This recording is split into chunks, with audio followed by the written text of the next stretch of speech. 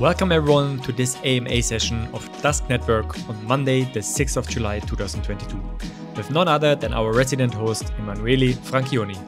This week, Emanuele will be discussing the topic of the evolution of STOs and most importantly, answering the questions from the community in the end of the session. As always, the information provided is no financial advice and we always advise you to do your own research. Without further ado, let's get straight into it.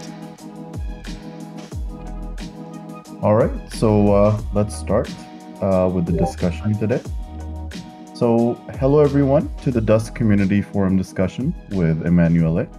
Today the topic we are discussing will revolve around the evolution of security token offerings, or STOs, with subtopics where we will first discuss the macro situation of crypto in the industry, followed by looking for value within the current market, then conversing about DeFi in the bear market and its implications, and finally discuss RegDeFi and Securities. At the end of the conversation, I will read out the questions to our host. Other than that, we are good to go for today. So take it away, Emanuele. Thank you so much. Thank you, Fadi. It's really a pleasure to be here today. I really hope that we are going to start this kind of session on a regular basis, so that we can just communicate with the community and provide a little bit of our perspective on what is going on. And what is going on not only on in Dusk, but since Dusk is encased in a very very complex ecosystem, then I hope that we can also address, as we will do today, some trends or some happenings and things that do have an influence on Dusk, do impact Dusk for the good or for the bad, in the macro situation. To start with, then it is important basically to reiterate the reason why Dusk exists. What is our mission? And the mission of Dusk is basically to enable the users to exert complete control over the assets that they own. And we take all assets in a general form. Anything that has got basically a representation, a digital representation, qualifies as an asset. However, a digital representation mimics what is going on in the real world. And in the real world, there are many different kinds of assets. You have regulated assets, you have unregulated assets, you have personal assets also. So we hope that everything that can be an asset and is digitized through an asset, we hope to create a network, to create a protocol that allows users, that allows owners of these kind of assets to exert complete control. Now, when I'm talking about complete control, what I'm talking about is not only the capability of owning this asset, to transfer this asset, to spend this asset in some cases, to certify the ownership of these assets, or to use this asset as certification for certain properties that do describe certain things obtained by a person. We essentially just also want the users to exert this control by being able to add behaviors to this asset. And this is what the digital world allows us to do very easily. Why? Because basically we no longer need to look at assets as static.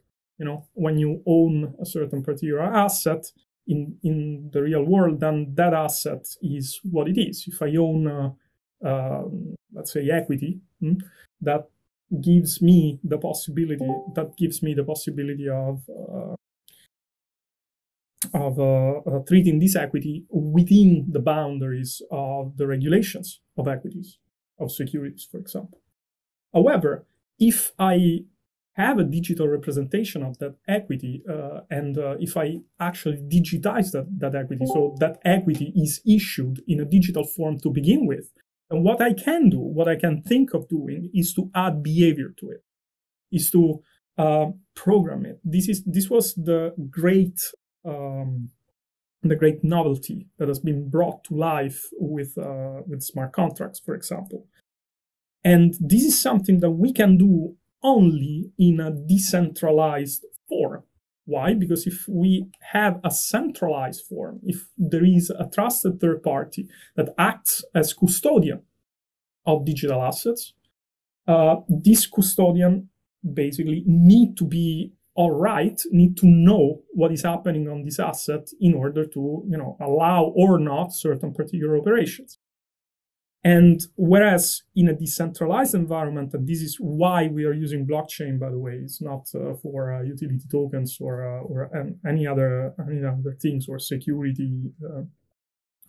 But the primary reason is that when you can have a certain programmable boundary that allows for a development or for an evolution of a certain digital representation of an asset, or better, a digital asset, a digital native asset, and you can add behavior to it.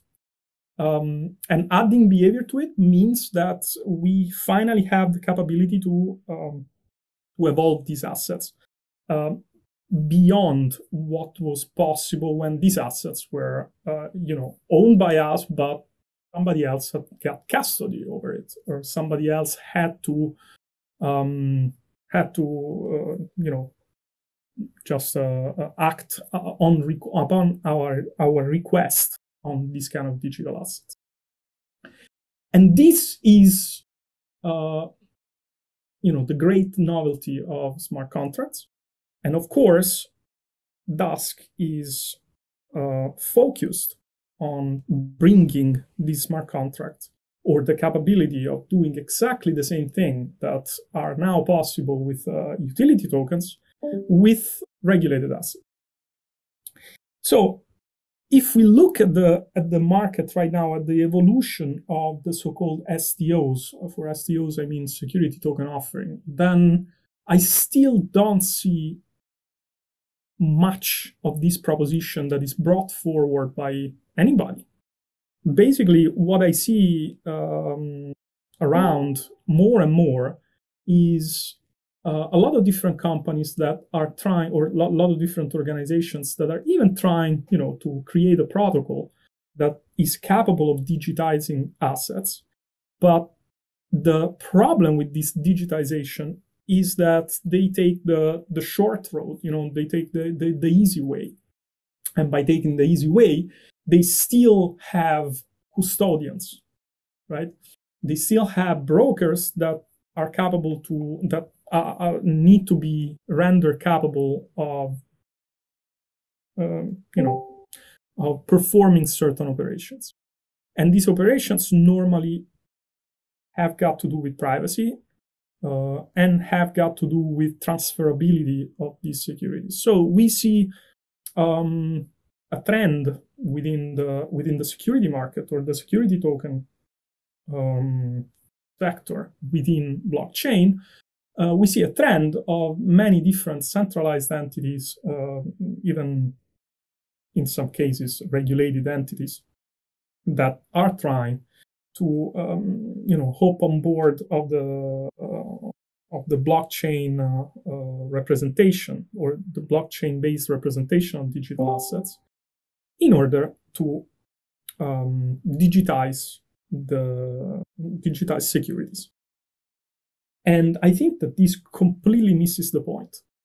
And it misses the point for two different reasons. First of all, if I need if there are brokers somewhere, right? If there are intermediaries, even in a small part of the chain, let's say that I can digitize certain equities, and I can transfer these equities. But if I still need a broker in order for this transfer to happen in a privacy-preserving manner, and we will see in a second why a privacy-preserving manner is absolutely fundamental for regulated assets, and right now it is also fundamental for non-regulated assets, also for utility token and kind of things. We will see it in a second. But when I do need a broker or a trusted third party to be able to add certain properties to this transfer, then I lose the main feature that gives blockchain its meaning, which is the capability of exerting control, the capability of adding behavior, the capability of programming behavior. And this is very simple. It is very simple to explain. Let's say, for example, that I do not have privacy on my ledger, right? So I'm using, some kind of fork of Ethereum or your favorite open ledger chain. Obviously, when I am transferring digitized securities, in order to transfer this digitized security in a way that is compliant with the regulation, for example, in Europe, so with the GDPR, or even in US, so in a non-manipulative way, then I need to provide this transfer in a way that essentially complies with privacy and with auditability and with all the different other regulations. If I don't have privacy in my protocol, then I need somebody to allows for privacy. Let's make the absurd prerequisite that privacy is not the solution to anti-manipulation regulation. And there is another way to do it, right? Regardless, if it is not intrinsic in the layer 1 protocol, if it is not intrinsic in the protocol, then still there needs to be somebody else that is capable of adding this feature. And considering that this cannot be done at protocol level, because by definition the protocol level does not allow for something like this, does not allow for this feature, then you have two different choices. Either you use a side chain, or an L2, or however you wanna call it nowadays, or you make use of a trusted third party that provides this capability for you, that aids the protocol in a way that basically complies or helps the main protocol, the base protocol, to comply with the regulations. In both these cases, you still have the same kind of problem. In the first case, with an L2, you gain a little bit in the, you sort of try to have the same decentralized capabilities of layer 1 only on layer 2, but then the problem remains that when transactions are cleared on the layer 1, then again, the protocol does not provide the added capabilities, and therefore the clearance need to happen on layer 2. And this is where everything comes falling down. And this means essentially that layer 2, they do have, or they need to have at least the same kind of capabilities on L1. Otherwise, they need to clear transactions themselves. And this means that the L1 is absolutely useless. Or you use a third party that adds this capability, adds privacy, or adds, MEV protection, or what have you. And when you add these kind of actors in the chain of processing of securities or any other kind of digital assets, then you need to instruct these people constantly about what you are trying to do in case you're adding behavior to these kind of digital things. Why? Because suddenly it is quite like you have Legos and you're trying to, in one case, you're trying to combine these Legos on your own, or you delegate the Legos, which are still yours, to your mother, and you are trying basically to explain to your mother how she needs to compose this Lego in order to create, a robot or something like that. I don't know about you, but my mother is definitely not very robot friendly, so I really do need to explain very accurately. This act of explaining is basically trying to delegate the implementation of some APIs or some composability functions, trying to delegate a third party, which has got nothing to do with this composability, because this third party has been brought in order to add, privacy or anti-manipulation. this entity has got nothing to do with composability, for example, of liquidity provisioning with a DEX, with other kind of auditing functionalities or anything of this kind. And therefore, you essentially give away this composability feature in order to acquire what this trusted third party can do. Now, what you can say is that, but Emanuele, I can just delegate privacy or this MAV protection or what have you, and retain the composability. You can't. And the reason for this is that in order to compose something, the composability needs to stay with the protocol. It cannot stay with a delegative entity that does something for you. So getting back to my initial statement, anything that is happening right now in the security or in the digitized security world through blockchains or the STO world, for example, is essentially just organizations that are trying to translate directly in digital form the process that pertain to a certain asset, but in doing so, because of the shortcoming of the protocol that they are trying to use, they still have intermediaries, trusted third parties within the process chain that prevent essentially decentralization. So when you have a supply chain of operations, okay, so when you have a process and the process has got certain centralized part, then the entire process is centralized. And when an entire process is centralized, then you cannot simply achieve the certain features that are proper of a decentralized environment, namely the capability of exerting control in whatever way, shape, or form on the asset that somebody owns. And this is why Dusk took the step to have everything in the base layer, at the protocol layer, that is needed in order to create a native representation of assets.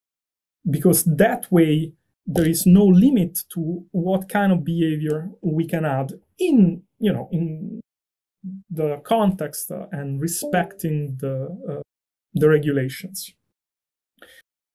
However, one might ask why this, all of a sudden this renewed interest for digitized securities.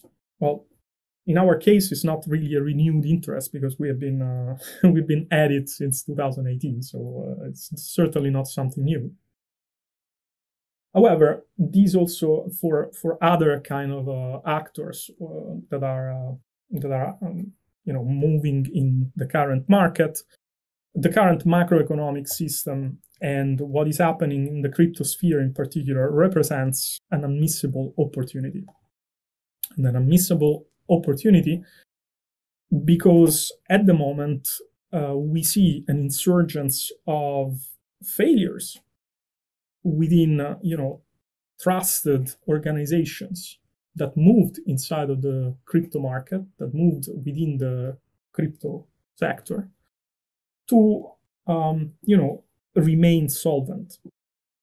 It is not by chance that we see a lot of different protocols right now, a lot of different organizations right now that are, acting according to a cascading effect of insolvency. Everything started with the debacle of the Luna ecosystem. But I would say that the Luna ecosystem didn't really, have so much importance as the Anchor protocol. And the Anchor protocol was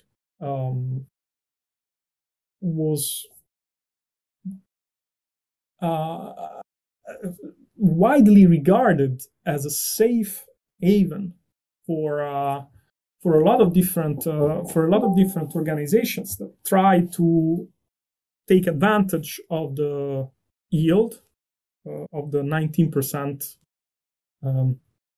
yield that the Anchor protocol was promising.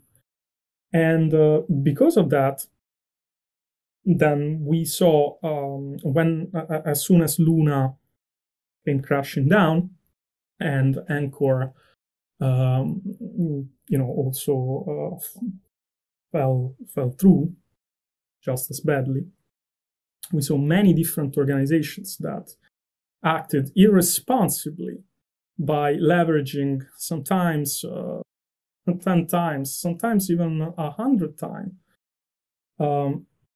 their own reserves in order to cascade part of the yield promised by the Anchor protocol to their own customers or their own depositors. And we saw that everybody was crashing down. So Luna crashing down meant everybody that was overexposed to Anchor protocol, so this lender organization, they started to come crashing down. We saw first Celsius, and then more recently BlockFi, which is said to be on the brink of liquidity problems and insolvency, to Volt, which has been affecting many different people that stopped any withdrawals, to the bankruptcy of Voyager, which I believe is something that they officially declared bankruptcy or filed for bankruptcy, I believe, either yesterday or this morning. So all these different kind of lenders, they created a great opportunity for organizations that act within the boundaries of asset management, which is generally perceived to be risk averse. So regulated assets that in fact behave like securities, that are in fact securities.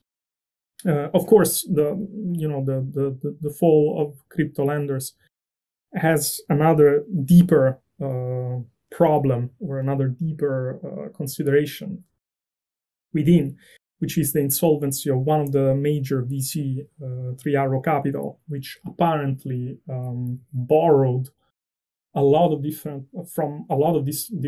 crypto lenders who provided these VC or this hedge fund, what have you, with loans that were under collateralized. This money borrowed was used to irresponsibly long, I believe, Bitcoin as well as Luna and other crypto asset. And when the price started to fall down because of the attack to Luna and other stable coins, then 3 Arrow Capital was liquidated, and they could not meet the margin calls on all these different kind of crypto lenders. These crypto lenders started to become insolvent. Because of their insolvency, all the retail went for a bank run. They started to withdraw their liquidity, so meaning that these crypto lenders became even more insolvent. And now the situation is unfolding in front of our eyes. This is the landscape at the moment. It is interesting to say that none of these things, although these crypto lenders or these lending organizations, they were associated with DeFi somehow because they were users of DeFi platforms, it needs to be said that DeFi actually didn't really have any problem. I mean, if you look at Aave, for example, which is basically the digitization of a money market fund, or Compound, or Curve, or even Maker, or any other kind of DeFi platform, they are still functioning properly. They are still functioning normally. Even DeFi's on Avalanche, for example.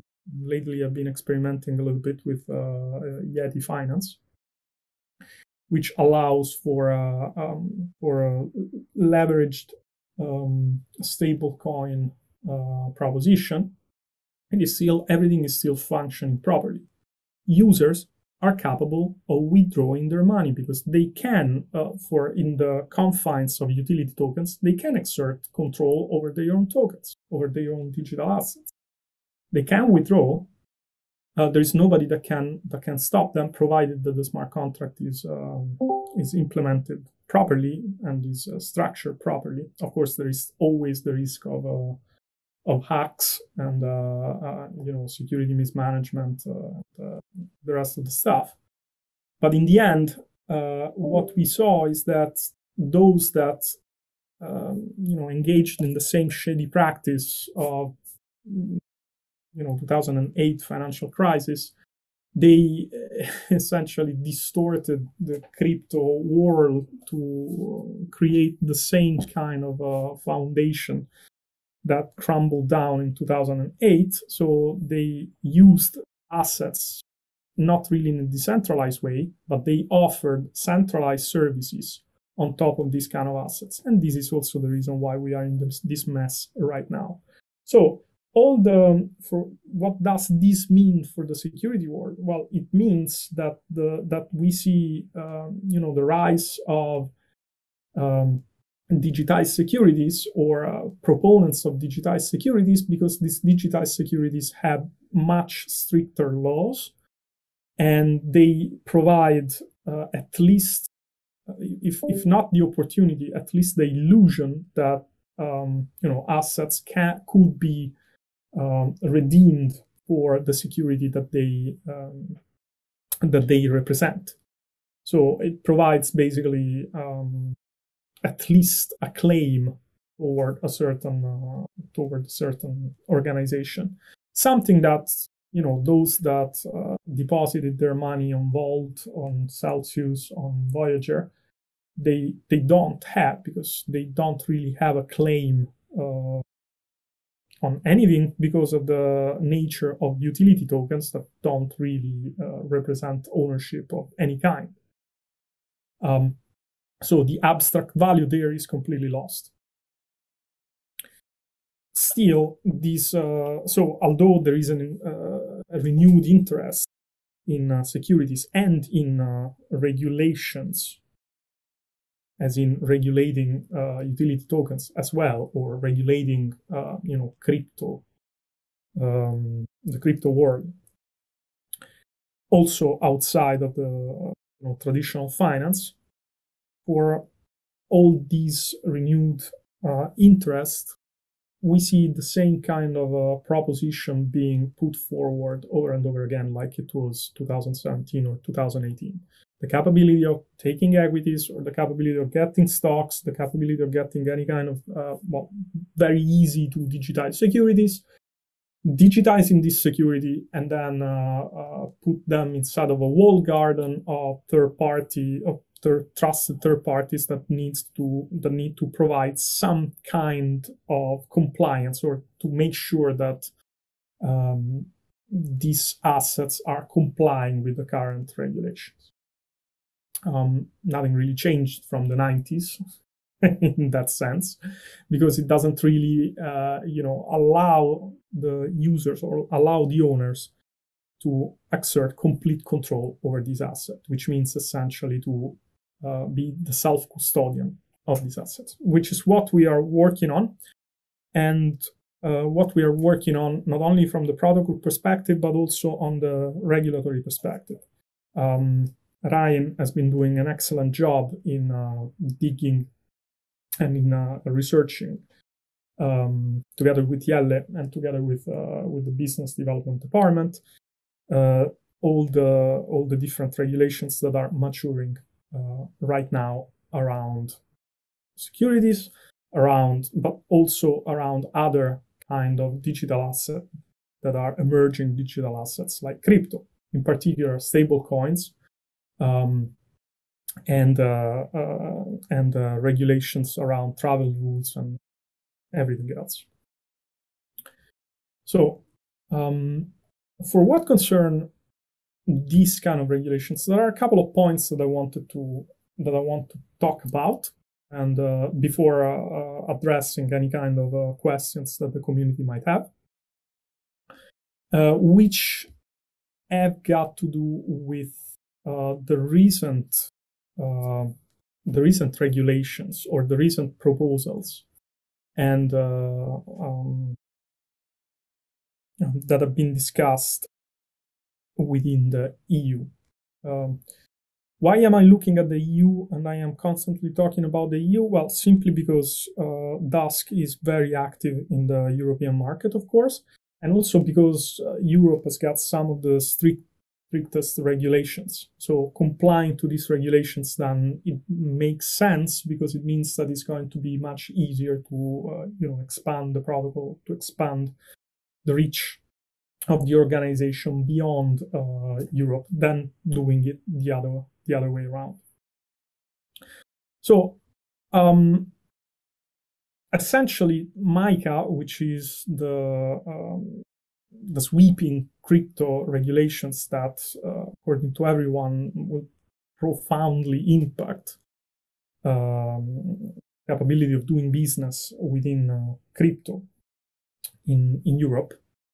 It is essentially is taking a stance which is quite harsh, I have to say, I have to admit, and is trying to just leading in regulations rather than prioritizing innovation.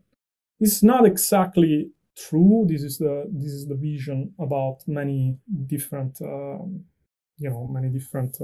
stakeholders within the crypto community. I think that there are good things. I think also that there are bad things within the MiCA regulation. I don't want to talk too much about it, but there are a couple of points that I wanted to address, and I want to also disentangle. One thing that is probably very important to say is that although initially it wasn't like that, although MiCA was trying to be an all-encompassing crypto regulation, then they sort of scoped it down recently, so to leave out, for example, NFTs. So NFTs are out of scope on MiCA so far, unless these NFTs meet the definition of a financial instrument or a fungible asset.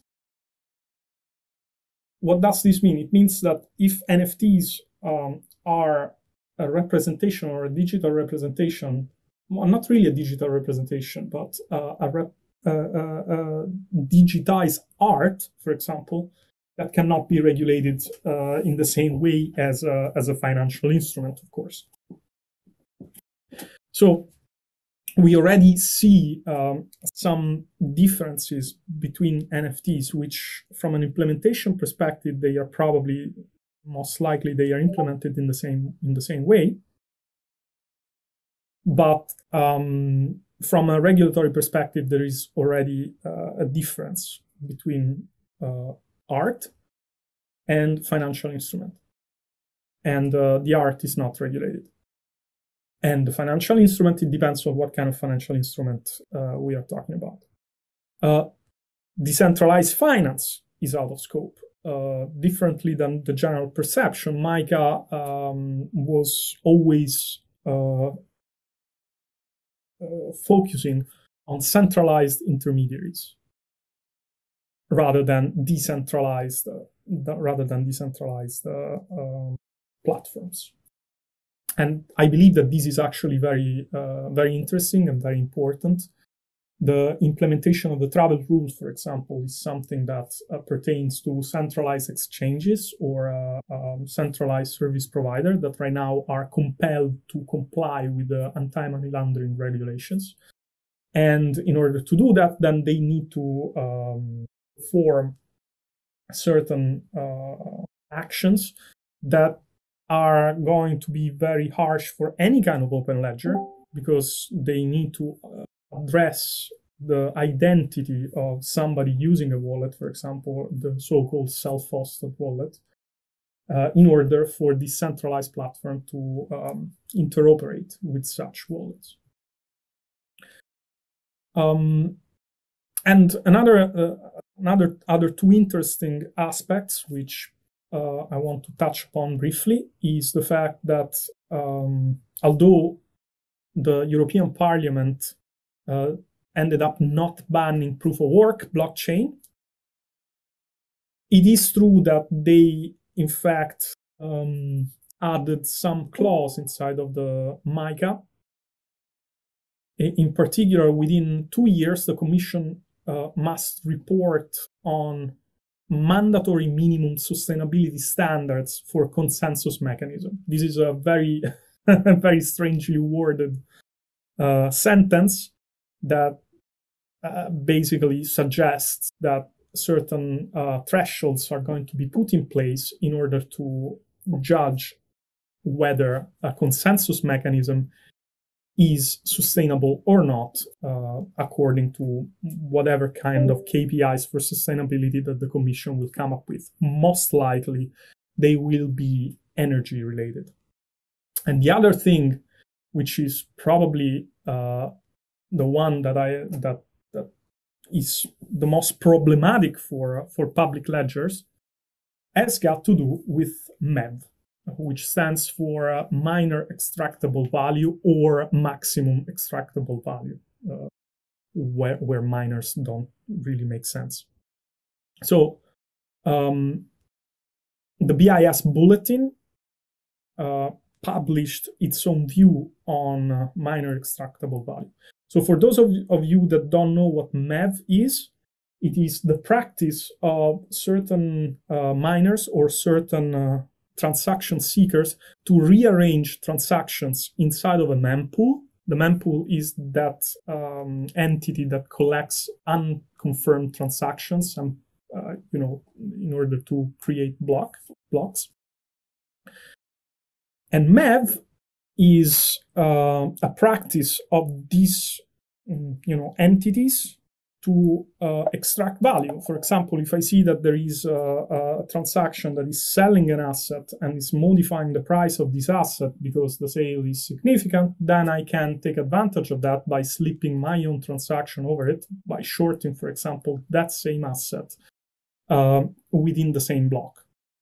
So if I am producing the block, I see this transaction, I add on top my own transaction to short that asset, so that then I can profit from it. This is, for example, a way to do MEV. And this is exactly market manipulation. And the report of BIS and the view of the regulators on the matter is that this kind of market manipulation essentially is illegal.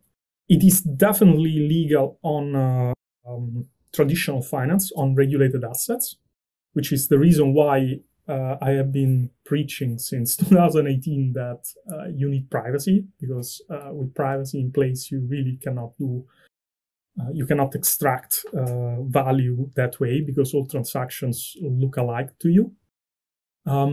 But the interesting thing is that it's not only for traditional finance, it's not only for the digitization of assets that live inside of the regulated world, but this is also something that it is probably thought to be applied also to crypto regulations. And if that is the case, then we are going to see an insurgence of, patches, hopefully, to the protocols, in order to mitigate the capability of doing MEVs. I'm not really sure how this can happen. Most likely we will see layer 3s on top of layer 2s on open ledgers that will operate transaction roll-ups in a way where the miners or transaction seekers or mempool explorers cannot extract value anymore.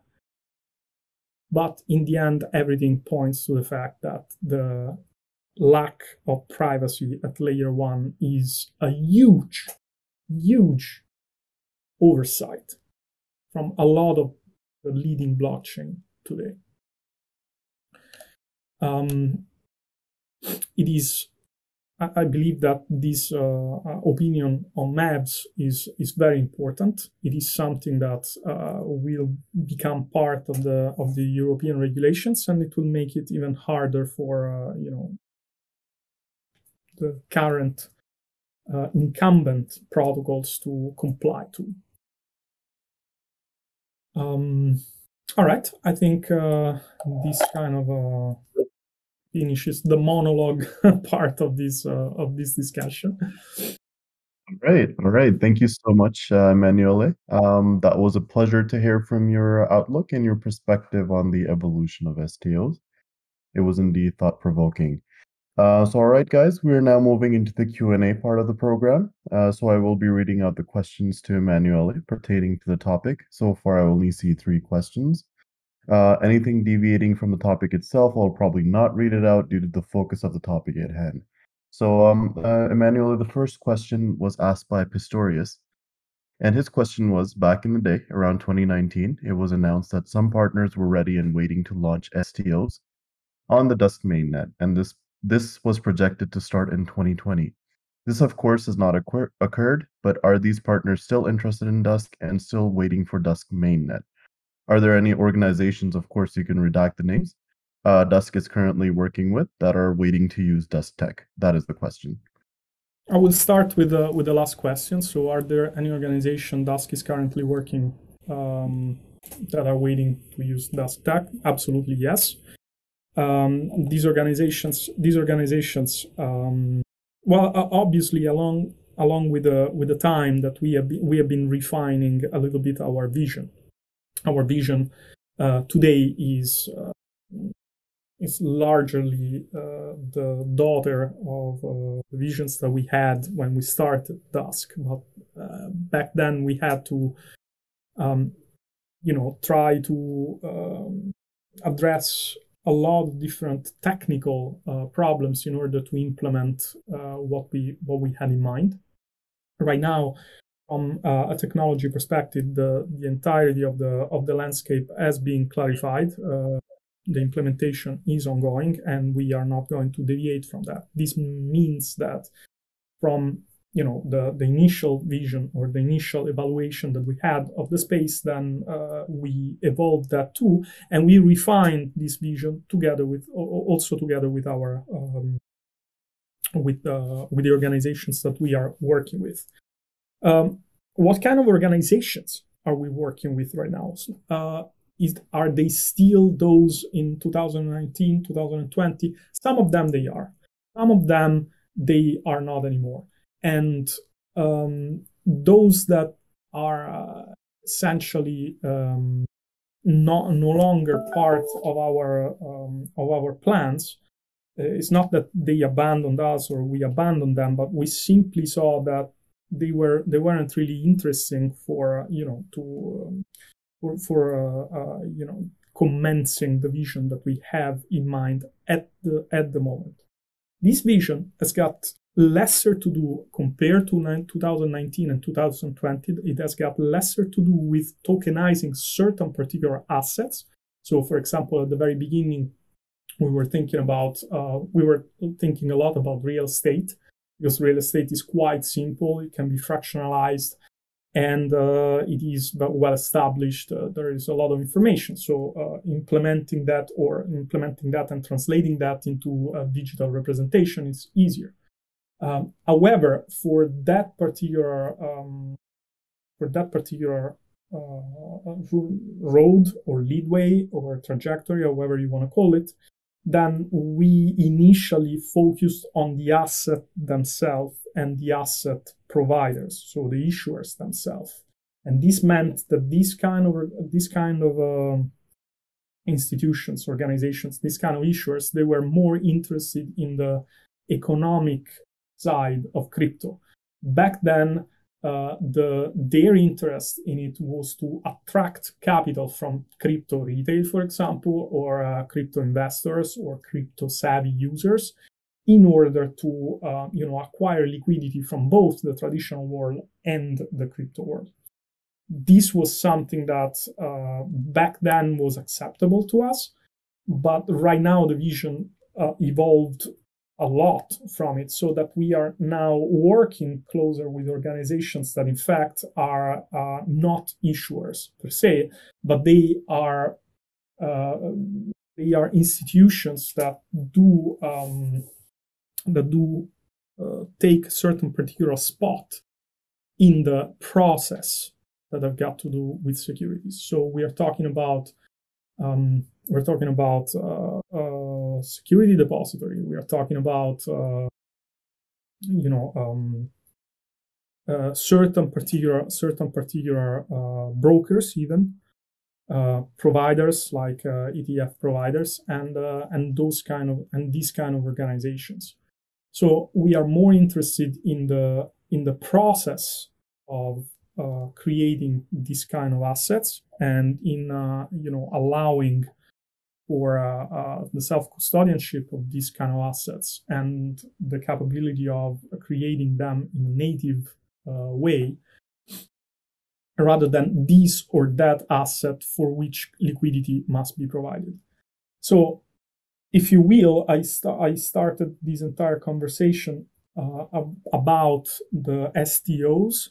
So I believe that everybody else out there is still locked with their mind on the liquidity part of the securities, rather than basically the entirety of the process of these kind of securities. And of course, this taps very well into what we call RegDeFi, because we want to provide roughly an experience which you can already obtain from the DeFi, some of the DeFi protocols out there, some of the DeFi platform out there. But rather than providing yield in certain utility tokens, what we want is to provide yield in real money. And for money, I mean fiat. I mean something that you can use either in digitized terms, but something that you can use every day, because the entirety of the world is converging between a digital representation of currency and currency itself, rather than substituting or replacing currency with crypto, which is, I believe, something a little obsolete as a vision. So, to concisely answer to this question, yes, we have been moving away from some of the prospects that we had in 2020, and we are working with other kind of organizations that do add are more consistent with our process-led evolution of the regulated market. Okay, perfect. Thank you for that, Emanuele. So the next question is from our community member named Dusk, and I think you had explained some of it in, of course, this discussion, but it is a two-parter. What's your thoughts concerning new EU crypto regulations, and how is Dawn Exchange progressing at this point in time? All right. So for what concerns the crypto regulation of EU, like I said, I believe that some of the points make sense. Some other are a little harsh, and they need to be toned down a little bit, because otherwise they are going to harm the space rather than allow it to evolve naturally. So I am very glad that there is a stance against MEV. I mean, the Dusk thesis has always been about using privacy as a force of good in order to solve the problems of open ledgers, meaning market manipulation, for example. And so I am very glad that this is finally acknowledged, and there is a conversation and a dialogue right now within the European Union in order to address this point. I also am quite glad on the one hand because it corroborates the vision that we had already since a long time, that GDPR and the travel rule are incompatible. Are simply incompatible unless, and because of that, you do need to add privacy to the lot, so that that you no longer have to, fall into the GDPR regulation, while you can still satisfy the travel rule. I would like to see better wording, because at the moment the regulations seem to sort of bypass and ignore the capabilities that cryptography is giving us right now. For example, I would like to see more explicitly recognize the role of obfuscating technology, like zero-knowledge technology. But we are getting there anyways. So all in all, I think that these regulations are going to provoke a lot of hand waving in a lot of different other protocols. But we have been equipping our protocol and ourselves since day one for this kind of regulations. So seeing them happening in the way and the form that we imagined already, it is, speaks very highly on the foresight of our team, especially of Jelle and Pascal. But personally, of course, I see that they will in fact have an impact generally on the space, which I hope it will not cause friction, but rather a dialogue and an evolution that will allow all the different protocols to, move in the right direction. I am really not tribalistic for what concerns Dusk, by the way. So I don't want only to see Dusk succeeding. I also do want to see Ethereum succeeding, Solana succeeding. I want to see Phantom succeeding. I want to see all these platforms succeeding, and I want them to interoperate, and I want them to provide a better infrastructure for the future. So I hope that the regulations will provide a common ground to all these different platforms to be able to interoperate within the confines of the law and in a way that is respectful and protect the users. For what concerns how is Dawn Exchange progressing, Dawn Exchange is definitely one of the goal and one of the focus. But it is more long term, because first we need to have we need to put out the protocol that Dawn is going to use. So I would say that from a focus perspective, then Dawn right now is more worked on from an architecture point of view and rather than basically coding. And the reason is that we need the developers to be focused on the task at hand, which is the one to put out the final form of our network as soon as possible. All right, perfect. Thank you so much. So I don't see any more questions in regards to today's topic. So the next question will be a very generalized question, Emanuele, and it was asked from a few community members, and it was to basically talk about the expectations of a roadmap, the state of testnet, of course, how the web wallet is coming along, and the biennial update at the end. Like, people are quite excited for that too. So just this Q&A, just this question, and then we can wrap it up from your end. All right.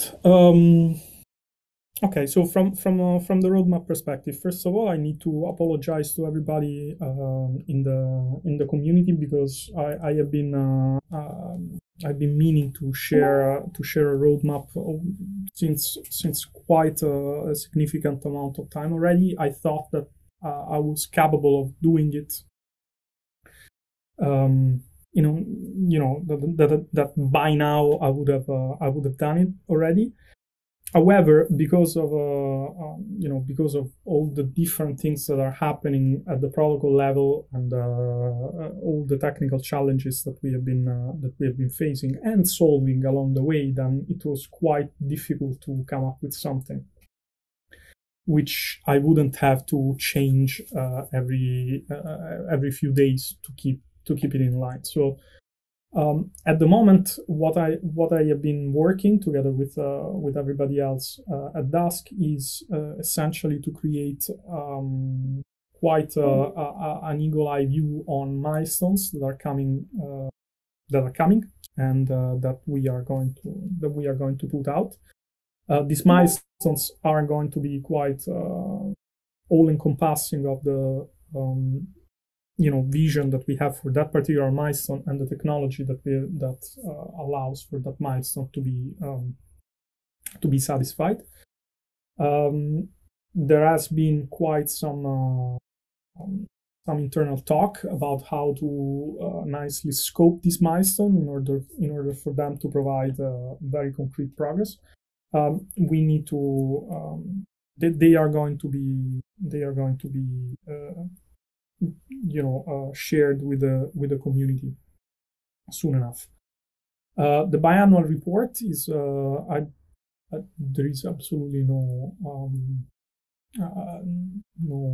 problem with that. I believe that we have a lot coming, so I believe that marketing right now is scheduling the agenda on when it is going to be published. We have a few other items that we are also going to be talking about in our marketing calendar, and therefore whether it is coming sooner or later on this item, I can't say right now, but I will comment on it further later on. What was the other one? The state of testnet, I believe. The state of testnet and the web wallet update. That's about it. Right. So yes. So expect something very quickly on both these topics. For what concerns the state of testnet at the moment, I've been talking many times about the fact that the current endeavor related to VM2. At the moment, the bytecode of the smart contracts is what is under investigation. We have been making quite some progress on that, and we have been experimenting with a layout for the memory allocation, these kind of things. The development is going quite is proceeding quite fast there to find the quickest and the most stable solution to the problem. The problem being basically the size of the smart contract of the bytecode and more or less the complexity of the smart contract layout, which is something that something that we need to tackle because the more complex the smart contract, the more possibilities for a malfunctioning. But these things are actually the last standing points before tackling the application layer, and of course before VM2 is more or less the knot that we need to release before moving there. All right. Thank you so much, Emanuele, for that. So guys, that marks the end of our discussion with the Q&A today with our esteemed host. So we are hoping to do this tri-weekly for the community with not only, of course, our esteemed host today, but different guests as well. For the time being, Emanuele will indefinitely play host to us until we get our other Dusk speakers and aspects of the network ready for the community. So for now, thank you so much for being here today to our team members and especially the community members. I appreciate all of you for giving us your time for the topic today. So we will hopefully see you in the next 3 weeks for the next one. Thank you to each and everyone joining live on Discord, and of course to those who listen to the recording right now. If you'd like to give us some feedback on the AMA session, you can find us on our Dusk Network Discord channel. We are back shortly with more news and our latest developments.